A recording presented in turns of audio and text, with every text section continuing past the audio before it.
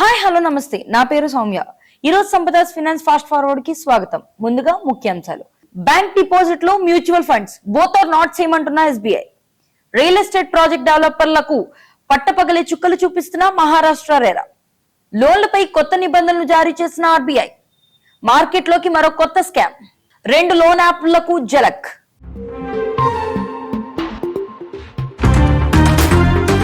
గత ఆర్థిక సంవత్సరంలో 4.5 కోట్ల కొత్త ఉద్యోగాల కల్పన జరిగిందని వెల్లడి చేసిన ఆర్బీఐ. అయితే ఇది వేరే దక్షిణాసియా దేశాల్లో ఉన్న నిరుద్యోగులతో పోలిస్తే మన దేశంలో కొత్త ఉద్యోగాల సృష్టి బానే జరుగుతుందని చెప్తున్న రిజర్వ్ బ్యాంక్. మన దేశంలో మొత్తం ఇప్పటికీ 64 కోట్ల ఉద్యోగాలు ఉన్నాయని చెప్పిన ఆర్బీఐ. రియల్ ఎస్టేట్ పెట్టుబడిదారులు, కొనుగోలుదారులకు శుభవార్త. ఇక మీదట ఎలా పడితే అలా అగ్రిమెంట్ కాకుండా ఒక స్టాండర్డ్ ఫార్మాట్ లో అగ్రిమెంట్ ను చేయాలన్న క్రెడాయ్.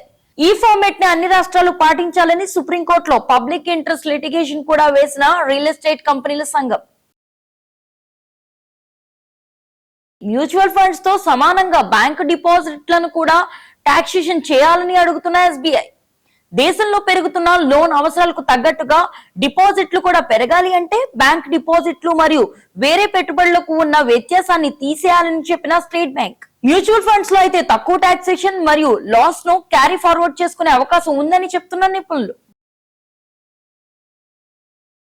మరోసారి వార్తల్లో నిలిచింది మహారాష్ట్ర రెరా. 628 ప్రాజెక్టులపై చర్యలు తీసుకున్న రియల్ ఎస్టేట్ అథారిటీ.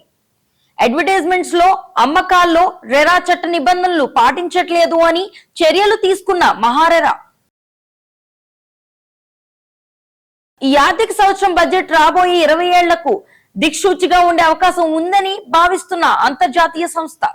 ముఖ్యంగా మౌలిక వసతుల కల్పన, ఉద్యోగాల సృష్టి మరియు ద్రవ్యోల్బణంపై యుద్ధానికి ఉపయోగపడొచ్చు అని భావిస్తున్న గోల్డ్ మ్యాన్ సాక్స్.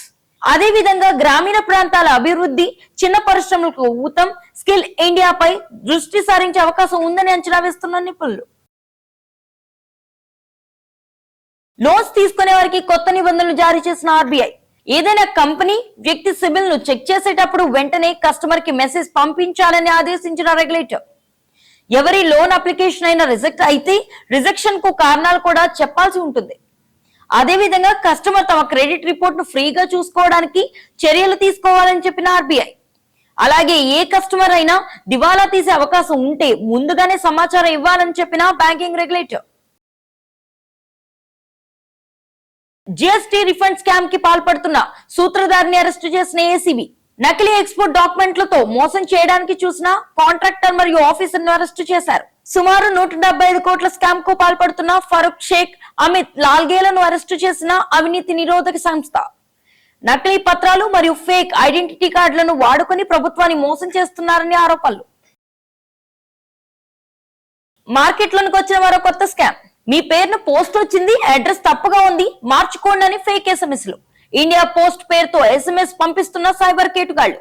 ఇదిలా ఉండగా మరో ఫెడెక్స్ స్కామ్ లో 12 లక్షలు పోగొట్టుకున్న హైదరాబాద్ వాసి. విదేశాలకు వెళ్లే యాత్రికులకు శుభవార్త. ఆసియన్ దేశాలు మరియు యుఏఈలో క్యూఆర్ తో చెల్లింపులు చేసుకునే సదుపాయానికి శ్రీకారం చుట్టిన ఆర్బీఐ. డాలర్ ఆధిపత్యానికి గండి కొట్టే విధంగా ఈ చర్యలు ఉపయోగపడతాయని భావిస్తున్న నిపుణులు. మన దేశానికి చెందిన యూపీఐ ఫ్రేమ్వర్క్ ను ప్రపంచ వ్యాప్తంగా తీసుకురావడం గమనార్హం. 2 నకిలీ ఇన్వెస్ట్మెంట్ అడ్వైజర్లకు వార్నింగ్ లెటర్ జారీ చేసిన సెబీ. లైసెన్స్ లేకుండా అభిషేక్ కుమార్ యాదవ్ మరియు అజయ్ కుమార్ బూజా స్టాక్ మార్కెట్ టిప్స్ ఇస్తున్నారని సీరియస్ అయిన క్యాపిటల్ మార్కెట్ రెగ్యులేటర్. గత కొన్ని వారాలుగా ఇన్ఫ్లుయెన్సర్స్ మరియు అన్రిజిస్టర్డ్ అడ్వైజర్స్ పై కఠినంగా వ్యవహరిస్తున్న సెబీ. 2 లోన్ యాప్లపై చర్యలు తీసుకున్న ఆర్బీఐ. హైదరాబాద్ కు చెందిన స్టార్ ఫిన్సర్వ్ కంపెనీ మరియు పోలీటాక్స్ ఇండియా లిమిటెడ్ ల లైసెన్స్ ను రద్దు చేసిన ఆర్బీఐ. ప్రోక్యాప్ మరియు జెట్2పి అనే లోన్ యాప్ల లోన్లు ఇచ్చే నిబంధనలను సరిగ్గా పాటించట్లేదని కఠినంగా వ్యవహరించిన బ్యాంకింగ్ రెగ్యులేటర్. గత వారంలో పంజాబ్ నేషనల్ బ్యాంకు పై 1,30,00,000 పెనాల్టీ వేసిన విషయం తెలిసిందే. రికార్డులను తిరగరాస్తున్న ఓఎన్డీసీ. జూన్ నెల 1 కోటి ట్రాన్సాక్షన్స్ జరిగాయని చెప్పిన డిజిటల్ ప్లాట్ఫామ్. రిటైల్ కేటగిరీ నుంచి 60 లక్షల ట్రాన్సాక్షన్ జరగడం గమనార్హం. ఓలా, పేటిఎం మరియు మ్యాజిక్ పిన్ సంస్థలు ఓఎన్డీసీలో చేరడం వల్ల ఎక్కువ ట్రాన్సాక్షన్స్ అవుతున్నాయని చెప్తున్న నిపుణులు. పెద్దగా మార్పు లేకుండా ముగిసిన స్టాక్ మార్కెట్స్ 3 పాయింట్ల నష్టంతో 24,300 ముగిసిన నిఫ్టీ 50, 36 పాయింట్ల నష్టంతో 80,000 మార్కు దిగువన వరుసగా రెండో రోజు ముగిసిన సెన్సెక్స్.